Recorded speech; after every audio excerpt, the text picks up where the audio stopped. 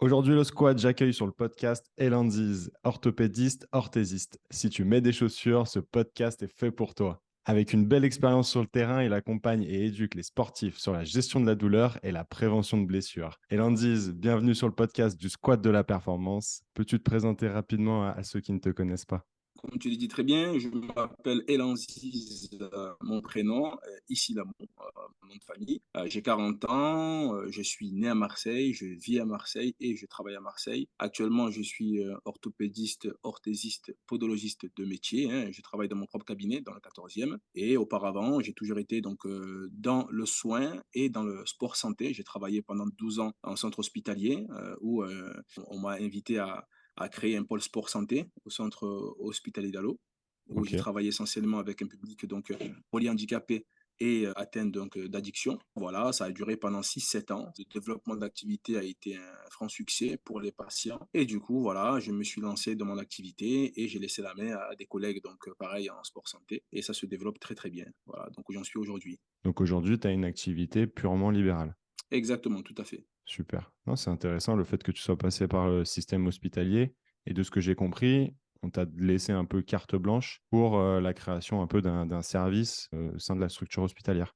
Bah, absolument. Il faut savoir qu'à l'époque où ce service a été créé, c'était les prémices du sport sous ordonnance et D'accord? même c'était encore les prémices donc, de la session STAPS, hein. Du coup, j'ai reçu énormément d'étudiants en STAPS, donc APA, activité physique adaptée. Ça a été donc vraiment pour moi une expérience en parallèle, hein, dans le sens où j'ai aidé à contribuer à cette activité avec certains étudiants et en même temps à développer l'activité au sein de l'hôpital. Il fallait convaincre donc les sceptiques, ce qui était tout à fait normal. Et en même temps, il fallait pérenniser l'activité pour qu'elle puisse exister sans moi également. Et ça a été un challenge qui a été totalement réussi. Et aujourd'hui, voilà, ça se développe vraiment très, très bien, quoi. Justement, j'aimerais que tu nous dises ce qu'est un orthopédiste orthésiste et pourquoi les sportifs devraient en consulter.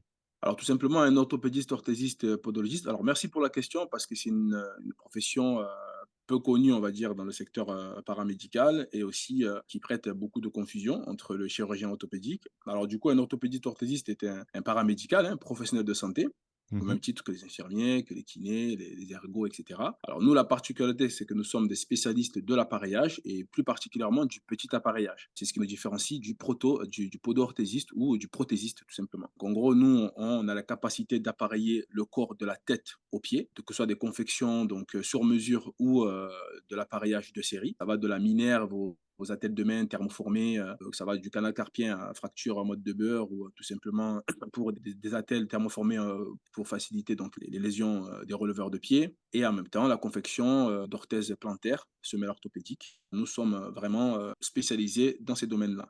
Effectivement, dans tout ce dont tu parles, ce qui va faire vraiment connexion avec la majorité de nos auditeurs, ça va être les semelles. Et je sais que Voilà. toi, tu mets un point d'honneur sur l'importance du suivi et notamment sur le renouvellement de ces semelles.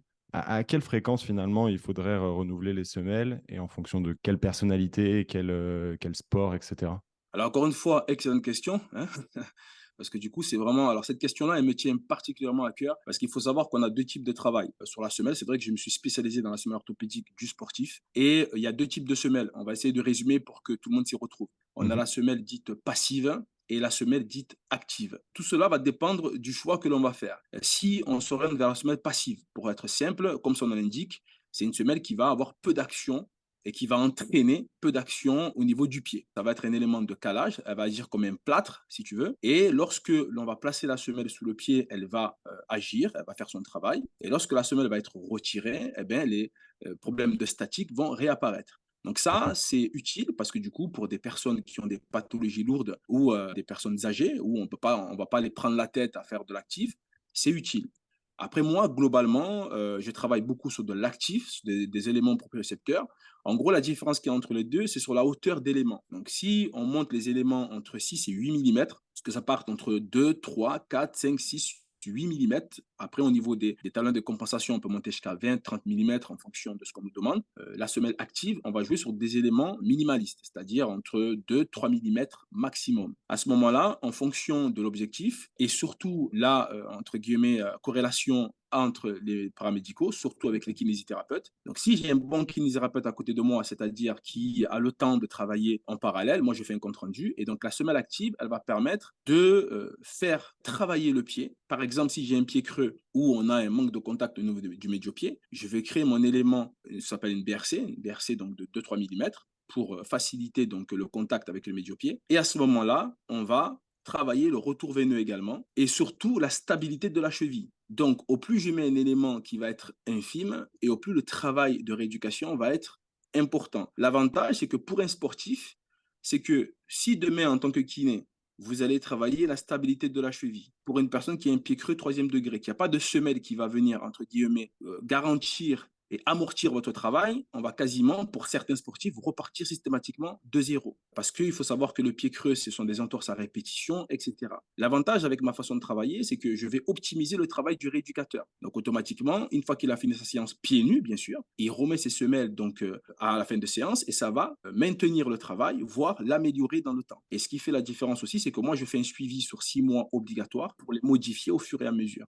Donc, pour un sportif, effectivement, c'est intéressant d'avoir ces deux volets, le volet de la rééducation et le volet de l'appareillage, pour qu'on ait un double travail et surtout un double suivi pour maintenir le travail de chacun. Génial. En fait, on se rend compte dans ce que tu dis qu'il y a un véritable travail associatif entre le rééducateur kiné et toi, et que l'un sans l'autre, vous êtes un peu démunis des compétences de chacun. Si on regroupe les deux compétences, on fait vraiment un travail exceptionnel et qui peut véritablement aider le sportif et surtout de manière pérenne. À 100%. Je repère des kinés qui sont spécialisés dans le sport ou autre. Ça veut dire, en gros, quand j'ai des patients qui me parlent de certains kinés qui ont le temps, parce que malheureusement, il y en a d'autres qui n'ont pas le temps. Du coup, je recommande beaucoup les patients et je les charge très rapidement à leur insu.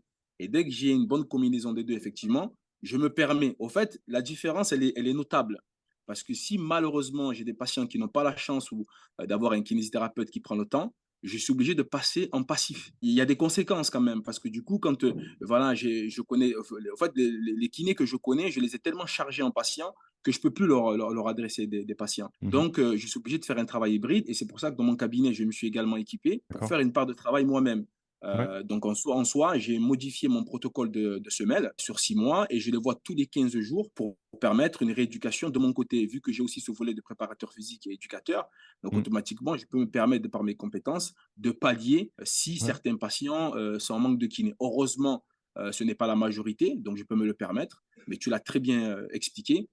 Ce travail-là, il est primordial. Et surtout, si on arrive à le comprendre entre kiné et surtout là en podologie, ça peut faire évoluer, on va dire, le secteur de la santé et surtout de la rééducation du sportif. Donc finalement, en fait, de travailler en association, ça permet de sublimer les compétences de chacun.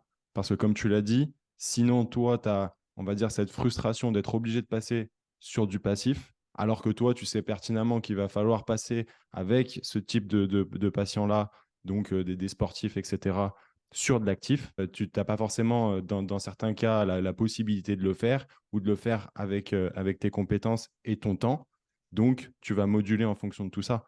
Mais ça montre véritablement l'importance de travailler en association entre voilà, un orthopédiste, orthésiste et un kiné. Et donc, j'invite tous tes confrères et tous les miens à travailler main dans la main sur ces problématiques-là parce qu'au final, ça sera bonifiant pour le patient, mais aussi égoïstement pour nous, pour notre pratique et nos compétences, tout simplement. C'est absolument ça. Un exemple très frais, qui date, on va dire, d'hier, par rapport au partenariat que j'ai fait là avec le Burel. Il y a des patients qui sont des sportifs qui sont revenus me voir. Et donc, automatiquement, j'ai fait un bilan rapide. Et il y avait des enfants, des joueurs qui avaient des lésions qui l'ont laissé traîner depuis 2-3 semaines, des lésions assez graves. Et du coup, quand je les ai consultés, j'ai dit, ils sont revenus au cabinet. Et à ce moment-là, je leur ai dit, écoutez, là, pour le moment, je vais vous en conseiller vers un centre de kiné avec donc médecin du sport. Et Mhm. là, je vais vous faire le compte rendu podolo en fonction du retour. Vous revenez vers moi ou pas. Donc pour moi, effectivement, il y avait une bascule de bassin que j'ai notée, parce qu'il avait fait une sorte de claquage, on va dire. Et donc à ce moment-là, j'y allais faire confirmer ça par le médecin du sport. C'était un centre de rééducation globale. Et donc le médecin du sport, bien sûr, il avait le matériel d'écho. Il a constaté donc, le claquage, mais il a minoré. avec donc hématome et il a de suite donc transféré le bilan et son bilan à lui au kiné. Donc au final, ils ont fait plein d'examens de plusieurs semaines. Avec le mien complémentaire, je les ai adressés vers le kiné et du coup, ça a minoré la prise en charge et eux-mêmes, ils ont été moins stressés par la suite. Donc c'est vrai que Ouais. ce travail-là, il est très important parce que on va pas faire systématiquement, moi je fais pas systématiquement des semelles. C'est que pour la bascule du bassin, j'ai dit allez confronter ça au médecin et si le kiné qui pratique la thérapie manuelle peut atténuer ou voire même réadapter le bassin, on n'a pas besoin de faire de semelles. Ça dépendra de son travail. Et donc, c'est pour ça que c'est primordial finalement, cette collaboration-là, parce que du coup, moi, je travaille souvent en seconde intention, et si je vois que le travail du kiné n'a pas été suffisant, même lui, il va me faire un retour en me disant non, ça n'a pas été suffisant, là, il faut mettre les semelles. Et donc, ce Ok. travail-là, il est vraiment très important, surtout pour les sportifs. Génial parce que c'est la majorité de nos auditeurs. Tu me fais la passe décisive justement d'intervenir au club du FC Burel à Marseille. Quel est l'objectif de cette association? L'objectif de cette association est parti d'un constat. Lorsque moi, j'effectue mon mémoire sur les ostéochondries, en l'occurrence maladie d'Osgood-Scholter et maladie de Sever, j'ai constaté qu'il n'y avait quasiment aucune évolution dans la compréhension et dans la prise en soin. Et surtout au niveau des jeunes, parce qu'effectivement, une fois qu'on passe à l'âge adulte, on est dans une autre dimension. Donc moi, je me suis dit, tant qu'à faire, aller proposer ce partenariat à l'un des clubs les plus emblématiques de Marseille, qui est le FC Burel, où il y a quand même en U14, U15 beaucoup d'enfants qui sont donc en CREPS, qui ont des contrats, on va dire, à venir avec certains clubs, comme certains clubs Saint-Etienne, Montpellier. Donc voilà, vraiment des Les clubs potentiels, professionnels? des hauts potentiels. Et je Mhm. me suis dit que là, c'était vraiment un élément préventif à mettre en place. Une fois que ça a été accepté, donc je remercie encore Samir Youssouf, hein, le responsable donc, du projet. Et donc à ce moment-là, j'ai fait un questionnaire de base Google, que je pourrais te le transférer à l'issue de l'entretien. Ouais, avec Et à ce plaisir. moment-là, j'ai posé des questions pour avoir un pourcentage de prise de conscience des enfants. Donc, certains qui ont mis des semelles ou pas, est-ce qu'ils avaient la conscience de leur douleur ou pas? Et effectivement, le retour que j'ai eu était vraiment le même que lors du bilan. Et en fait, il faut savoir que ces enfants-là, ils ont encore cette pression-là, cette pression de ne pas transmettre leur douleur, expliquer la douleur à leur entraîneur. Et Mm. moi, je pensais que c'était fini tout ça, avec toute la technologie que l'on avait, avec l'évolution de la rééducation, tout le matériel. Je pensais qu'on avait changé de mentalité. Donc, je me dis, avant de juger, on va essayer de voir si ça a vraiment évolué ou pas. Et bien, effectivement, malheureusement, j'ai constaté qu'on est encore dans cette mentalité où on a peur de verbaliser ses douleurs. Et donc, j'ai aussi constaté que lorsqu'on est en sport comme au CREPS, eh ben, c'est à la demande. C'est-à-dire que le joueur va consommer, entre guillemets, de la rééducation à sa propre demande. Mm. Et donc, cette psychologie de la prévention n'était toujours pas encore mise en place dans les consciences. Et moi, pour répondre du coup clairement à ta question, c'est vraiment pour instaurer la prévention comme un acteur majeur du soin et de la réussite du jeune joueur de foot en l'occurrence. Voilà donc mon objectif premier en fait. Voilà. Ok, donc finalement, c'est vraiment un but de sensibilisation des jeunes et peut-être plus largement des parents, des coachs, enfin tout l'encadrement de ces jeunes pour justement être peut-être plus bienveillant avec ces jeunes-là pour leur expliquer, comme toi tu le fais, mais justement qu'il y a un effet écho avec tous ces encadrants-là sur ben, tu peux avoir des douleurs et il faut en parler assez rapidement parce que c'est sûrement pas très important, c'est sûrement quelques ajustements qui te permettront en plus de ça de continuer ton activité. Alors que si tu laisses perdurer la chose en te disant ah bah peut-être que ça va passer, j'attends un petit peu, potentiellement même juste je me mets au repos, etc. et je repars d'ici une semaine. Mais en fait, tu vas rentrer dans un cercle vicieux. Alors que finalement, d'ouvrir la parole par rapport à ça, bah, ça va avoir quelque chose de bonifiant sur la suite de l'activité sportive de l'enfant. Tout à fait, hein, on n'a pas cette éducation-là en France. Non. Il faut savoir qu'aujourd'hui, la compétence de certaines thérapies manuelles ou d'ostéopathie, dans la première bonne intention, on va dire, a créé une sorte de consommation de ces soins-là, et c'est sorti donc de leur cadre premier. C'est-à-dire qu'aujourd'hui, j'ai une douleur, je vais voir un tel, il va me débloquer, je repars jouer. J'ai une douleur, c'est pas grave, je vais voir un tel, il va me débloquer, je vais repartir jouer. Sur le moment, il n'y a pas d'inconvénient. Je trouve ça voilà, il faut de tout. Mais ça a, entre guillemets, ça a fait sortir de la conscience cette façon d'être préventif. Pourquoi aussi le Burel? C'est parce qu'ils ont un flux de joueurs. La prévention aussi, elle vient quand on veut préserver certains talents. on se dit, bon voilà, derrière, s'il est blessé, il y en a d'autres qui vont venir derrière.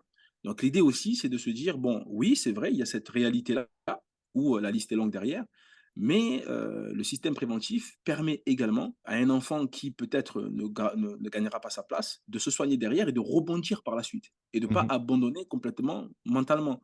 Donc voilà, c'est pas pour le garder obligatoirement, c'est de dire, voilà, écoute, là pour l'instant, tu ne fais pas partie de notre effectif, mais voilà, va te soigner, prends le temps et tu rebondiras ici ou ailleurs. Et c'est vraiment la chute de ce projet, c'est d'apporter une sorte d'humanisme et de bienveillance, comme tu l'as très bien dit, et pour changer la donne, quoi, pour aller dans une dimension différente, quoi.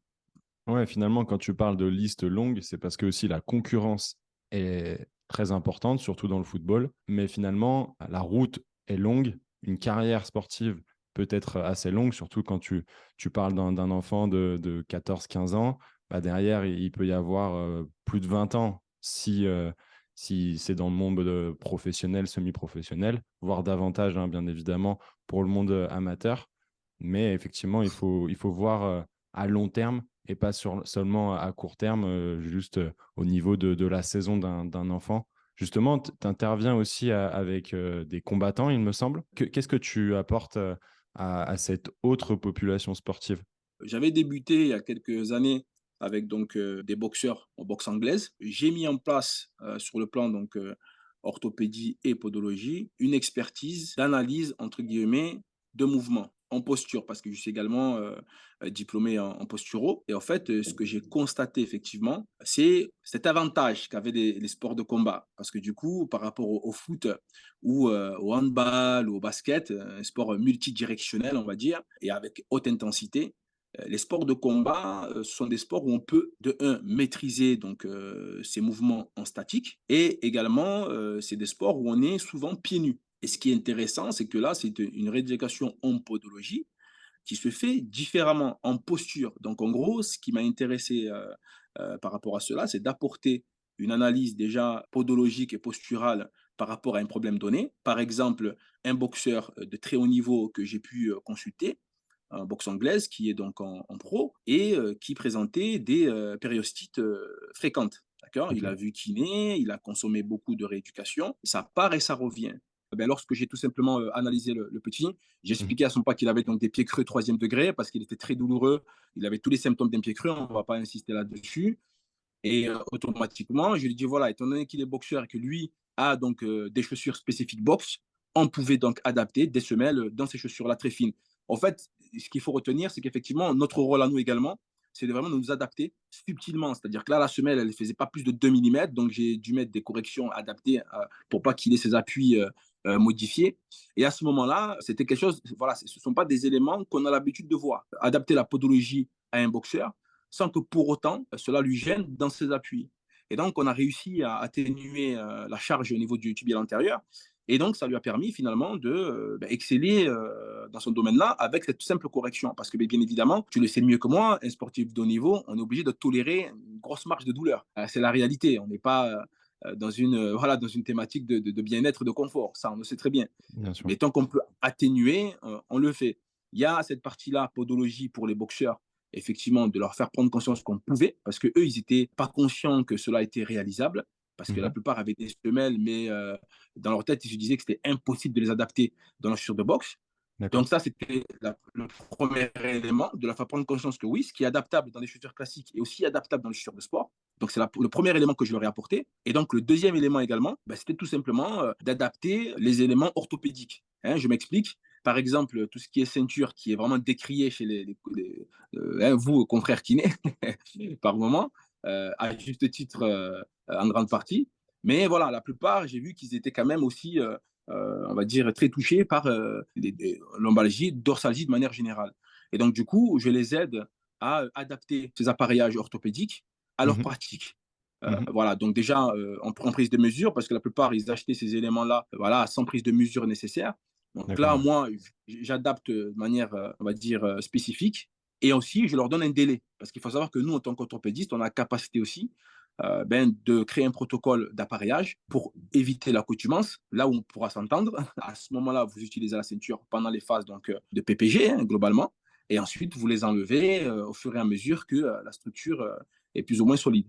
Voilà en gros comment j'interviens avec eux. Donc il y a le volet appareillage et le volet donc expertise en bilan postural. Ouais, pour nos auditeurs, la PPG, prépa physique générale. Oui, C'est vrai que ce qui est intéressant, c'est qu'il y a beaucoup de personnes qui vont penser semelle, et notamment une semelle orthopédique très classique, qui vont acheter chez le pharmacien, qui va être quelque chose de non individualisé au possible, alors que justement, il y a des professionnels comme toi qui ont cette capacité d'avoir des adjuvants, donc des orthèses, etc., qui sont véritablement faites pour la personne. Et ça, c'est important parce que, en fait, il y en a plein qui vont tester des choses sans forcément passer par un professionnel comme toi. Et en fait, bah, ça sera un échec, forcément. Et surtout, par rapport à l'adaptation dans la chaussure, qui est particulier, hein, comme tu le disais, une chaussure de boxeur, et même des crampons d'un footballeur, d'un rugbyman, etc. Enfin, je ne vais pas faire toutes les chaussures, mais justement, quelque chose que j'avais pu consulter sur tes réseaux, tu donnais vraiment l'information de dire attention, chaque semelle correspond à une chaussure.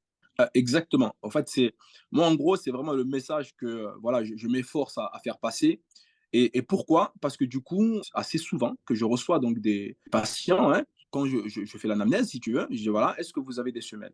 Est-ce que vous avez porté déjà des semelles?» La plupart, ils me disent: «Oui». Donc moi, après, ceux qui les apportent, donc OK, «Ah tiens, je les ai sur moi». Je regarde donc la semelle, je fais des bilans podologiques et je me dis: «Mais votre semelle, elle est convenable. Comment cela?» Parce que oui, la semelle, elle m'a rien fait, tout ça. Donc bien évidemment, dans la déontologie, notre rôle, c'est pas d'être meilleur que les autres, c'est d'être objectif, tout Mhm, simplement.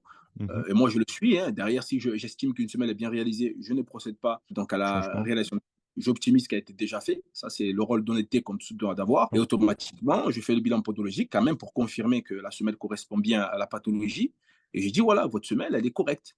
Comment cela se fait-il que vous ne la portez pas? Et là, ils me disent, et c'est ce qui revient entre 90 et 95% en fonction de la population. Ils me disent, mais la semelle, elle ne va pas de partout. Donc, je la rentre dans une paire de chaussures, elle que dans une paire de chaussures, et le reste, voilà, je ne peux pas les mettre.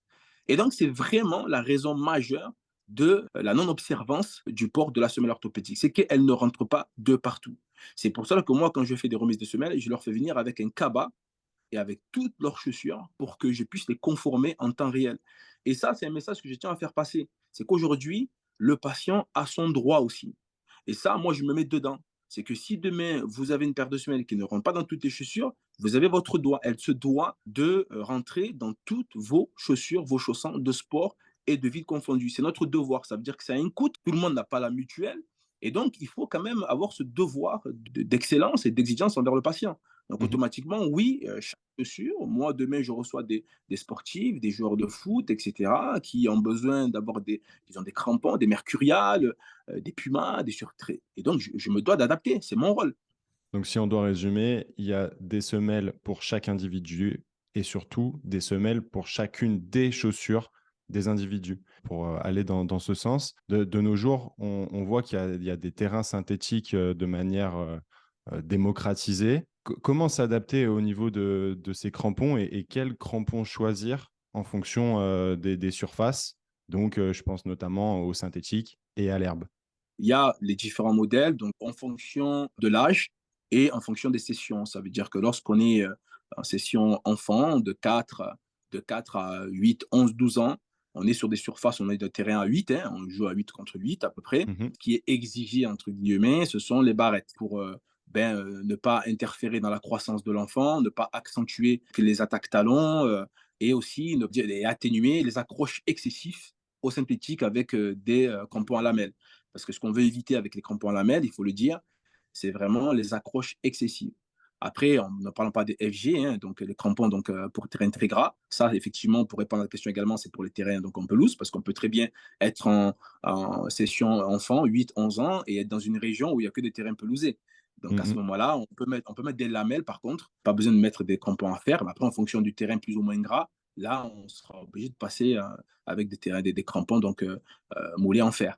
Ensuite, voilà, ce que j'ai constaté également, c'est quand on passe à 12 ans, terrain donc à partir de terrain foot à 11 à peu près, là, effectivement, normalement, c'est les AG. Donc, c'est des crampons coniques, comme par exemple les Copa Mondial, qui correspondent bien à ce genre de terrain, ou les crampons barrettes également, pour ceux qui sont à l'aise avec. Mais ce que j'ai constaté également, avec les crampons âgés, les crampons coniques, c'est à certains niveaux, en R, même voire en critérium, il y a tellement de densité que les enfants glissent avec les crampons âgés adaptés pour le synthétique. Et donc, du coup, j'ai revu ma copie parce qu'effectivement, il y a un compromis à avoir. Si on met des crampons adaptés comme les âgés ou les barrettes également, et que Mhm. l'on glisse systématiquement, on peut créer des lésions derrière encore plus graves que si on crée une accroche excessive. Mhm. Donc, en gros, moi, ce que je conseille pour les jeunes, en conclusion, c'est d'avoir deux paires. Une paire à lamelles, effectivement, et une paire âgée. Pourquoi? Parce que si le terrain est plus ou moins sec et qui permet une accroche plus ou moins correcte, on met les âgés. Et si effectivement on va jouer des matchs intensifs où le terrain est plus ou moins humide, là on met des crampons à la lamelle parce que du coup ça va correspondre au niveau de l'accroche. Donc moi voilà, je m'adapte aussi parce que les enfants, ce qui est beaucoup revenu par rapport au bilan que j'ai effectué, c'est que oui, ils m'ont dit oui, on les met, mais on glisse trop. Là où ça m'a mis la puce à l'oreille, c'était les gardiens. Du moment où Mhm. un gardien me dit ça, je dis là, on est obligé d'adapter. Donc pour moi, quand on passe à 11 ou à 12, il vaut mieux avoir les deux crampons, mais par contre, il faut être pragmatique. Il ne faut pas aussi jouer la facilité. Lorsque le terrain est plus ou moins 5 et stable, on met des crampons âgés, crampons coniques, et lorsqu'il est humide et potentiellement glissant, on peut mettre les crampons à lamelles. Donc, on peut jouer sur les deux. Ok, bah écoute, ça c'est une information que je n'avais pas. Donc merci déjà pour moi. Et puis je pense que ça va intéresser beaucoup déjà de nos confrères. Et puis aussi tous les footballeurs, les rugbyman, enfin tous ceux qui font du sport sur gazon ou sur synthétique. Parce qu'effectivement, c'est des choses où il y a un gros flou artistique, je trouve, et surtout beaucoup de marketing de la part des marques. Je pense notamment, moi, comme j'ai travaillé donc au sein de l'Académie de l'Olympique Lyonnais, et donc forcément, qui dit académie de club pro dit sponsoring. T'imagines bien le nombre de chaussures que recevaient certains de mes joueurs. Et donc, c'est un problème parce que justement, ils vont porter des chaussures qui déjà ne correspondent pas forcément au terrain, mais du coup, correspondent pas forcément aussi à leurs pieds. Justement, quel est ton avis là-dessus? Est-ce que il y a des chaussures plus ou moins adaptées au pied d'un sportif? Et si oui, comment savoir quoi acheter finalement? Là aussi, voilà, très bonne question, parce que alors j'insiste sur, sur sur très bonne question, parce que c'est primordial pour les sportifs. On ne peut pas influencer sur le type de crampon. Pourquoi? Parce qu'en fait, ce que j'ai constaté, c'est que voilà, moi, j'avais plutôt tendance à conseiller vers des crampons plus larges en cuivre. Je suis très fan des Copa Mondial parce que du coup, elle prend la forme du pied au fur et à mesure, mais de base, elles sont larges. Après, il y a des joueurs qui m'ont expliqué, voilà, c'est vrai que je ne me sens pas à l'aise avec ce type de crampon, par exemple avec les Mercurial, mais j'ai une très bonne frappe. Je sais que je ne suis pas à l'aise avec tel crampon, mais je me sens à l'aise quand je contrôle ou quand je saute.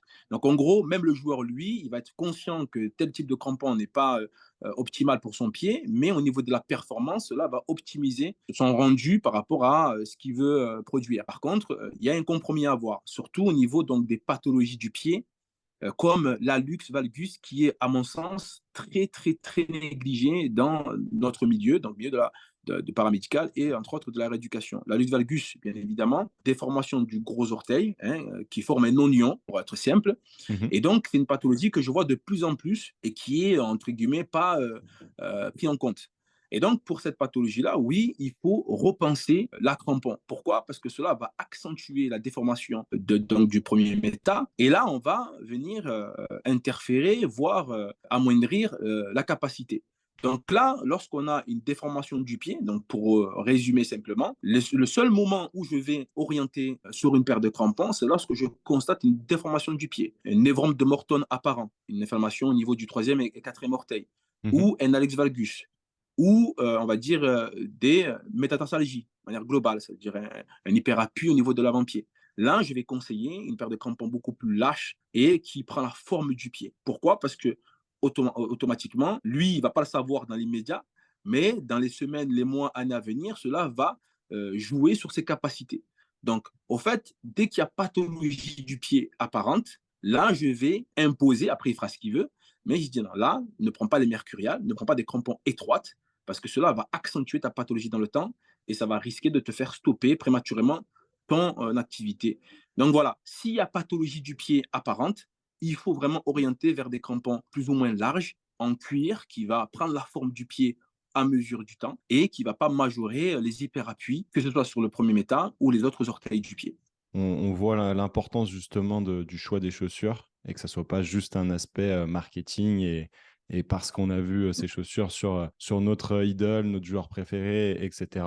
Je pense que c'est valable d'ailleurs pour tous les sports et n'importe quel type de chaussures. Dis-moi si je me trompe. Absolument, j'ai eu aussi la chance d'appareiller des golfeurs et eux aussi ont des chaussures très techniques. Pour un golfeur qui a un pied plat, je vais lui, conseiller de prendre donc des fermetures, qui partent de l'arche interne, qui va verrouiller l'arche interne vers la bandelette, d'appui externe, tu vois?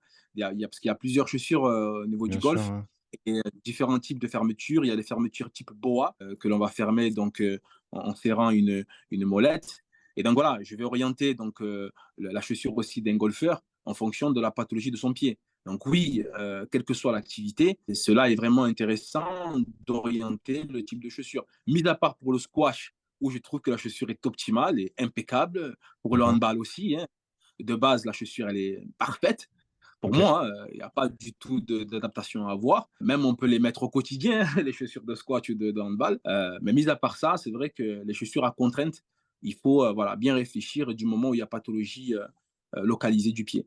Voilà. Ouais, donc tu nous as donné beaucoup de valeur à ce sujet-là. Moi, ce que je retiens, c'est que si il y a douleur au niveau du pied sans traumatisme, il faut quand même se poser la question et, à mon sens, consulter chez toi ou chez un de tes confrères. Comme ça permet de rectifier directement la problématique, réduire les symptômes et pouvoir continuer son activité. Absolument, c'est ce que tu as dit, hein, c'est voilà, du moment où on a localisé la cause, il ne faut pas persister là-dedans.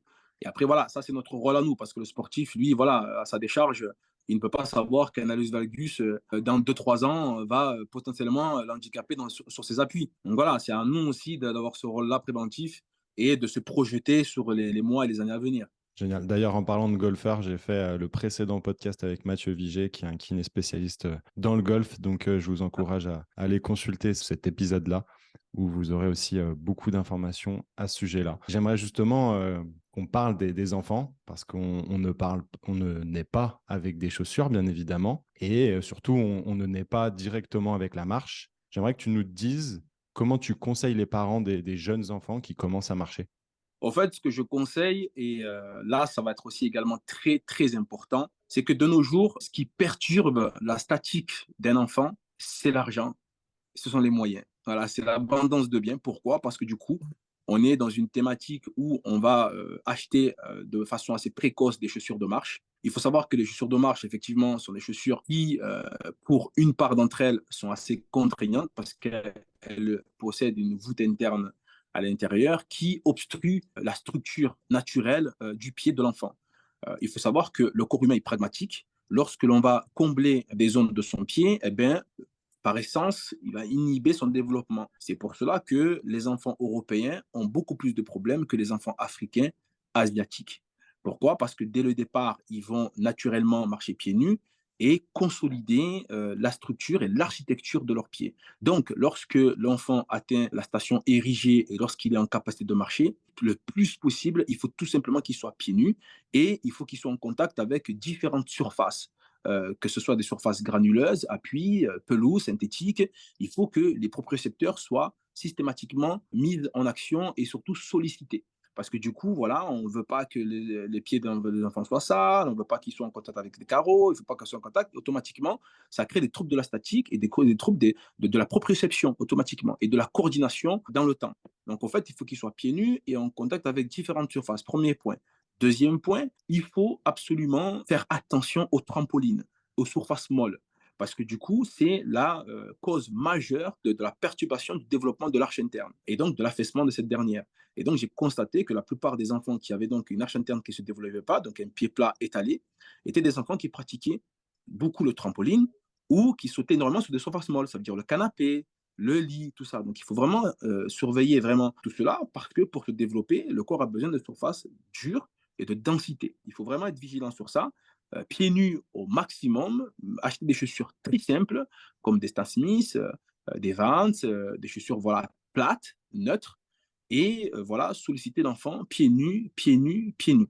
Ensuite, il y a 3 critères qui vont faire que le parent doit s'interroger et consulter, quel que soit l'âge, du moment où il marche, à 12 mois. Si l'enfant, par contre, fait des chutes excessives, plus que la moyenne, ça, on le voit, un parent, il le voit par rapport à ses enfants ou à d'autres enfants. Si lors d'une marche classique, une marche de base banale, il va donc présenter une fatigue excessive également. Et si il use ses chaussures de façon excessive également. Ces trois critères-là doivent vous orienter vers une consultation assez rapide, que ce soit un consultant kiné, podologiste ou orthopédiste. Voilà. Donc là, c'est vraiment l'ensemble ce que je conseille aux parents. Super, bah, le message est passé. Effectivement, comme pour les crampons, il y a beaucoup de marketing à ce niveau-là. On aime avoir, je ne suis pas encore parent, mais j'imagine et je le constate avec mon entourage que voilà, les enfants soient bien habillés pour certains, avec du coup des belles chaussures, etc. Mais malgré tout, il ne faut pas faire n'importe quoi. Il y a des chaussures qui ne sont pas du tout adaptées à eux, qui ne sont pas forcément adaptées à nous, mais c'est encore plus important, effectivement, pour le développement de l'enfant, au niveau déjà de leurs pieds, etc. Mais aussi sur tout le reste, parce qu'effectivement, c'est le premier contact de notre corps avec le sol et ce qui va régir en fait tout le reste au niveau de nos structures osseuses, etc. Donc, c'est important et merci en tout cas pour ces 3 points qui, je pense, vont être intéressants pour nos auditeurs. J'aimerais qu'on voit la chose assez loin et que tu nous parles de comment tu vois l'évolution du sport en France d'ici 20 ans. Un sujet aussi qui me tient particulièrement à cœur. Alors, au niveau de l'évolution, personnellement, moi, je vois une révolution individuelle. C'est-à-dire que je souhaite, mais ce que je pressens, c'est que le sportif soit de plus en plus autonome, que, voilà, on va dire en gros, avec tout ce qui va arriver on va dire ces dernières années, que le sportif va s'approprier de plus en plus ses propres séances, qui va être de plus en plus autonome dans sa prise en charge, dans ses programmes, donc avec tous les outils qui arrivent et qui vont arriver en masse. C'est-à-dire que là, on sera vraiment en face d'un sportif expert, pas que dans sa discipline, mais également dans sa prise en soins, donc prise en charge et éducation, et dans sa prise en charge protocole réathlétisation sportive. Je me dis que là, on sera en phase d'un sportif expert global qui sera en phase de se soigner lui-même. Et donc, ça oriente et ça questionne sur le thérapeute. En échelle, le thérapeute, il devra suivre derrière. Parce que du coup, aujourd'hui, on se... alors, je me projette, hein, tu vois, comme tu me poses la question, Bien on sûr. sera plus pour moi en phase d'un thérapeute tout puissant, d'un thérapeute tout sachant, mais on sera en face d'un thérapeute qui sera obligé d'être complice, d'être associé aux sportifs. Donc là, il faut en profiter parce que du coup, ce sont les dernières années où le thérapeute sera maître de son programme parce que je sais que pour la plupart, ça peut frustrer lorsqu'on prend le temps de créer une programmation, voilà, une prépa physique et que voilà, le sportif n'a pas d'autre choix que de l'appliquer. Et donc, moi, je pense que l'avenir du sport en France, et c'est ce qui va amener pour moi plus de médailles d'or et plus de performances derrière, c'est qu'il sera de plus en plus maître de son programme et globalement, de façon holistique, de tout ce qui le concerne. Quoi. Voilà. Il ne sera plus le sportif, entre guillemets, focus sur sa pratique. Je pense que voilà, c'est une pensée que je me mets, mais c'est un souhait aussi Ouais, bien sûr. que voilà. Du coup, on aura des sportifs qui seront beaucoup plus proactifs. Je pense notamment à la notion que mon collègue Adrien Cabon, prépa mental, avec qui j'ai fait le podcast numéro 2, nous parlait en fait de cette notion de PDG en fait. Si tu veux, dans un club de foot, il disait un joueur est une micro-entreprise au sein d'une entreprise. Et je pense notamment à d'autres sports où ça pourrait être au sein d'une fédé. Mais justement, même si on passe aussi au niveau amateur, effectivement, il y a toute cette prise en charge et cette conscience des athlètes.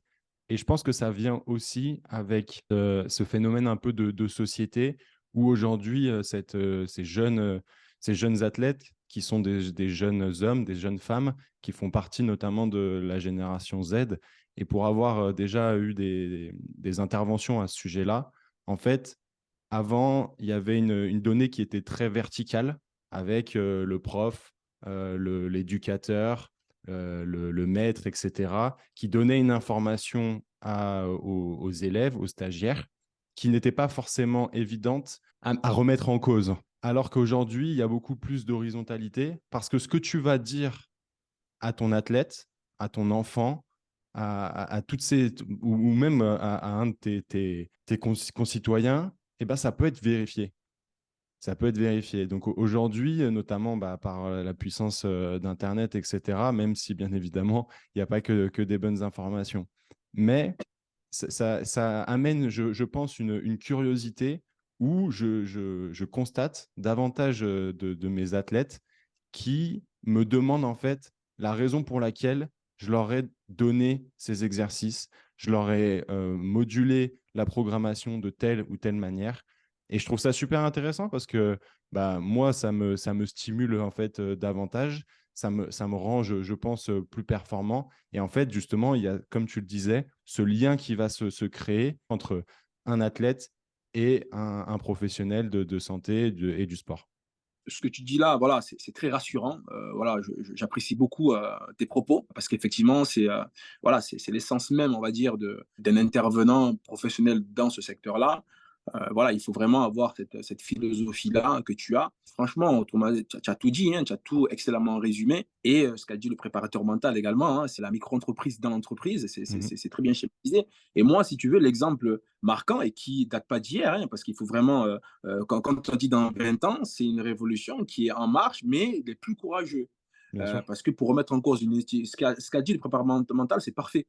Parce que c'est Maïdine Mekissi pour moi, l'exemple même qu'on dit micro-entreprise dans l'entreprise. Mais lui, il a décidé de sortir sa micro-entreprise de l'entreprise de l'INSEP parce qu'effectivement, il voulait plus.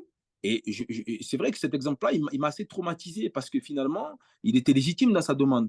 Il expliquait finalement que ça correspondait plus à son schéma. Et donc, on lui a fait comprendre que c'était ou ce schéma-là ou rien d'autre. Il a été beaucoup décrié, on l'a, entre guillemets, un peu classifié d'enfant terrible, etc. Mais voilà, il a été très intelligent et d'ailleurs, c'est l'un des plus médaillés. Et donc, on doit, normalement, ça aurait dû sauter aux yeux de tout le monde. De dire, il a senti que, voilà, il était plus écouté et qu'il pouvait faire plus ou différemment.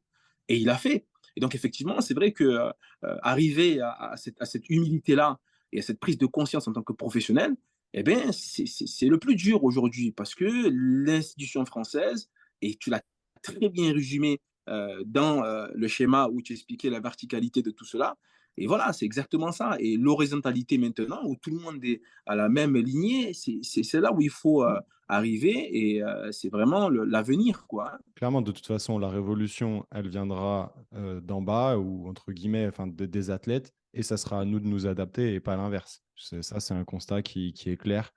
Et si on n'est pas d'accord avec ça, eh ben, on va rester sur le bas-côté. Donc, c'est à chacun de faire son choix. J'aimerais qu'on passe sur la dernière partie du podcast et que tu nous dises quel est ton meilleur conseil que tu puisses donner à un sportif. Le meilleur conseil que je puisse donner à un sportif, c'est d'écouter sérieusement ses douleurs, s'asseoir quelques minutes et de prendre conscience de ses douleurs, de parler avec lui-même et de vraiment dissocier le fait d'être un combattant, d'être un guerrier et d'être inconscient dans sa douleur. C'est-à-dire qu'être un guerrier, être un combattant ne veut pas dire derrière prendre conscience de ses douleurs, les comprendre, interroger des gens pour mieux se soigner et mieux revenir avant effectivement la rupture totale. Il faut vraiment les écouter et ne pas dire je vais faire avec, c'est bon, je vais forcer, etc. Il faut vraiment avoir une intelligence aujourd'hui. Le corps, moi c'est ce que j'ai mis dans mon cabinet en biomécanique, le corps te parle, écoute-le, mais écoutez les douleurs. Ça veut dire que oui, on n'est pas expert, on ne peut pas savoir ce que ça signifie, mais il faut les écouter. Par exemple, pour toi, voilà, je te vois travailler, je t'ai vu travailler avec ton sportif, très à l'écoute, mais tu ne peux pas tout savoir. Aujourd'hui, si ton sportif, voilà, entre guillemets, passe à côté ou te dit non, c'est bon, je ne vais pas lui dire ça, etc. Et on ne peut pas tout faire, tu ne peux pas tout faire. Et donc, je pense que le sportif aujourd'hui, voilà, je répète encore ce conseil-là parce que pour moi, c'est le plus important, c'est qu'il faut qu'il écoute sa douleur parce que, effectivement, ce qui va provoquer son échec, c'est pas son déficit technique, parce que du moment où il est en centre de formation, du moment où il est recruté en ICEP, c'est que pour eux, dans leur tête, il va finir au haut niveau, mais ils ne vont pas lui dire de suite. C'est la douleur et la blessure. Donc voilà, écoutez votre douleur, vous n'allez jamais le regretter. Le corps humain est le meilleur ami que l'on puisse avoir parce qu'il ne trahit jamais son hôte. Donc voilà. Sage message. Justement, ça me fait penser justement qu'on doit avoir une relation. Ça revient avec ce qu'on disait tout à l'heure, en fait. avoir cette relation vraiment très proche avec l'athlète pour qu'il nous fasse confiance, qu'il y ait vraiment une confiance mutuelle qui puisse s'instaurer derrière si le thérapeute, le professionnel du sport est humble, de savoir qu'est-ce qu'il peut lui apporter et qu'est-ce qu'il ne peut pas lui apporter. Et justement, après, travailler en association avec différents professionnels pour lui apporter cette pierre à l'édifice. Et je pense que c'est important dans le sens où le sportif, il sera toujours reconnaissant du fait que tu lui aies donné une solution, même si ce n'est pas toi la solution, parce que je pense qu'il faut être humble avec tout ça. Mais si tu lui as trouvé la solution avec une autre personne, ben, le sportif, il te le rendra forcément et il y aura une fidélité qui sera croissante. Honnêtement, je vais rebondir sur ta phrase parce qu'elle est magnifique. Vraiment. Parce que c'est vraiment, là, vraiment, c'est un principe que je m'applique à moi-même, c'est lui apporter une solution, même si ce n'est pas toi la solution. Mm. Je pense que ta phrase-là, il faut en faire un t-shirt ou l'encadrer, parce que c'est vraiment ce qui va faire la différence. Et ça répond un peu à la question, ça rajoute un peu des arguments quand tu m'as posé la question, le conseil que je peux donner à un sportif, c'est ça, c'est que en étant honnête et en nous voyant, nous, humbles par rapport à cela, peut-être que ça va lui permettre de se lâcher plus. Donc, effectivement, ta phrase, elle est forte parce qu'il faut l'accepter. Il Mhm. faut pas avoir peur de perdre un sportif parce que c'est un risque que l'on prend. Mhm. Mais voilà, donner la solution, même si ce n'est pas soi-même la solution, c'est magnifique cette phrase-là. Je pense que voilà, c'est l'essentiel même de notre philosophie, ce qu'on doit avoir quoi, comme principe. Est-ce que tu aurais un livre ou un podcast, un documentaire à nous conseiller? Moi, personnellement, je regarde beaucoup Exos. Je sais pas si tu connais. Mhm. Exos Training, donc beaucoup sur YouTube. Moi, c'est vraiment ce que je conseille à beaucoup de sportifs voilà, à regarder. Une préparation physique privée hein, aux États-Unis. Et la façon de travailler, la structuration qu'ils ont, tout est à l'intérieur. On est vraiment sur une performance mesurée, consciente, voilà, du matériel technique optimisé. Voilà, c'est vraiment pour moi ce qui va arriver, si ce n'est pas déjà le cas. Mais Exos, pour moi, c'est vraiment ce que je conseille à tout sportif de voilà, observer, parce que du coup, ils ont évolué et tellement ils sont devenus des éléments, on va dire, sérieux pour les drafts. Donc voilà, Exact. leur performance est tenue, on va dire, en sérieux. Et si on veut drafter un joueur, on les consulte. Donc en fait, je regarde ça parce que c'est l'avenir. Quand on se structure en privé et qu'on est crédible, on peut aussi être une passerelle pour faciliter la transition pro de certains sportifs. Donc, pour dire que le privé, s'il est bien fait, et s'il est humble, et s'il s'entoure bien, il peut surpasser les grosses structures, quoi. Clairement, ouais, Exos, c'est une grosse infrastructure aux États-Unis. Et effectivement, je pense qu'on devrait tous s'en inspirer et que les sportifs voient ce qu'ils peuvent espérer et à nous de leur servir ce genre Ouais. de service. Génial. Si tu pouvais passer un moment avec une personnalité, qu'elle soit vivante ou non, qui serait-ce et pourquoi? Tom Brady, donc quarterback football américain aux États-Unis. Tom Brady, en premier lieu, parce que bon, je ne suis pas fan de football américain particulièrement, mais je suis fan de longévité. Dans ce sens-là, ce gars, il représente vraiment ce que je souhaite à tous les sportifs. Il a une hygiène de vie remarquable, que ce soit privé ou professionnel. Il a une humilité, c'est palpable. Le gars, il est vraiment très respectueux de tous les sportifs. Et également, voilà, il arrive à maintenir une performance parce que toutes ces années-là, il a su se discipliner. Il joue systématiquement comme un débutant. Il prouve toujours qu'il doit mériter sa place. C'est quelqu'un qui, voilà, c'est une bibliothèque vivante, quoi. Ce gars-là, je sais que je passe 5 minutes avec lui et je repars avec au moins, je sais pas, 20 pages de notes, quoi, tu vois. Donc Mm, voilà, c'est vraiment, ce sont des éléments qui sont encore vivants en termes de longévité, effectivement, parce qu'il est encore en activité, tu vois. C'est pour ça que j'ai exact. choisi Tom Brady. Le deuxième, ça serait Mike Tyson, tu vois, dans ce même. Donc voilà, Tom Brady, parce qu'il est encore en activité et ça peut me servir encore actuellement pour être pragmatique. Et Tyson, c'est vraiment pour l'ensemble, parce que du coup, ce qu'il a fait dans sa génération ne peut pas être adapté aux sportifs d'aujourd'hui, alors que Tom Brady, c'est la parfaite transition Ouais. entre guillemets, la génération d'avant et celle d'aujourd'hui. C'est Mm, pour cela que j'ai mis Tom Brady en premier et Mike Tyson en second, voilà, pour vraiment la résilience, comment, malgré le fait d'avoir grandi dans une situation catastrophique, ben, comment trouver la force de durer et d'être toujours performant. Comment s'entraîner tous les matins, 4 5 heures du matin, malgré le fait qu'on n'ait pas son père et sa mère à côté de soi. Voilà, cette résilience, cette force de caractère qui a fait qu'on soit performant toutes ces années-là. Voilà, donc pour moi, les deux personnalités, elles se ressemblent beaucoup. Mm. Et l'autre, elle est encore dans une transition. Donc voilà. Ouais, comme tu l'as dit, Brady, c'est la longévité incarnée. On pense beaucoup à Cristiano Ronaldo ici en Europe, notamment parce que le football américain est un peu moins en vue. Mais c'est vraiment Tom Brady, un exemple à ce niveau-là. Et on devrait tous s'en inspirer, amateurs ou professionnels, parce que une carrière est longue, mais lui, il l'a fait vraiment durer et toujours avec performance. Génial. C'est une super reco, tu vois, que personne n'a encore dite. Donc, merci beaucoup. Quel serait le meilleur moyen de te contacter pour aller un peu plus loin sur le podcast? Tout simplement, il y a soit mes réseaux, hein, donc Instagram, récemment sur TikTok, hein, donc il ne faut pas se moquer, mais je trouve que il y a beaucoup de jeunes finalement qui regardent beaucoup, donc je me suis adapté. Exact. Et après, sur Doctolib, hein, Doctolib, donc mon nom et mon prénom, et Lancis ici Lamont, ben voilà, pour des bilans, ou pour voilà, pousser, pour des questionnements, et tout simplement, hein, voilà, donc Doctolib et les réseaux sociaux. Ouais, non, mais il faut pas se moquer parce que justement, ça revient à ce qu'on disait tout à l'heure. C'est une forme d'adaptation de ta part parce que le monde glisse vers ce genre de contenu. Donc après, qu'on apprécie ou qu'on n'apprécie pas, si à un moment donné, tu vas au FC Burel avec des jeunes athlètes et que tu fais pas cette démarche-là, ben, soit tu le sais pas, soit tu es en dissonance avec ça parce que justement, tes jeunes du FC Burel sont sur TikTok et tous leurs coéquipiers dans d'autres clubs, dans d'autres sports. Donc moi, je trouve que c'est vraiment cohérent avec tout ce dont on a parlé. On va passer à la question passe décisive. Qui aimerais-tu entendre passer au micro du squat de la performance? Emma Gongora. Donc Emma Gongora, elle est très accessible sur les réseaux sociaux. Une boxeuse féminine professionnelle, titrée, championne de France et autres. Alors pourquoi? Parce que déjà, moi, je suis pas populiste.